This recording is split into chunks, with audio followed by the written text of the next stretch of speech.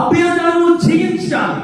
అబ్రహాంతో దేవాది దేవుడు మాట్లాడుతూ ఉన్నాడు. నువ్వు ఆ గ్రామంలో ఉంటే నీకు అభ్యంతరం, నీ బంధువుల దగ్గర ఉంటే నీకు అభ్యంతరం, ఆ యొక్క గృహంలో నీకు అభ్యంతరం. కాబట్టి ఓ అబ్రహమా, నేను చూపించే దేశానికి నువ్వు వెళ్ళు.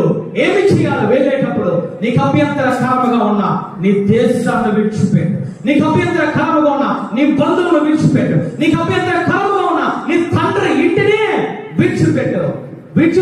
కాబట్టి ఫలించా. నువ్వు విశ్వాసులకు తండ్రి అని మాట్లాడుతూ ఉన్నా. ఈరోజు నువ్వు ఏది అభ్యంతరకరంగా ఉంటుందో? నీ శరీరం నీకు అభ్యంతరకరంగా ఉంటుందా? లేదా నీ బంధువులు, నీ కుటుంబం, నీ దేశం, నీ గృహం అభ్యంతరకరంగా ఉంటుందా?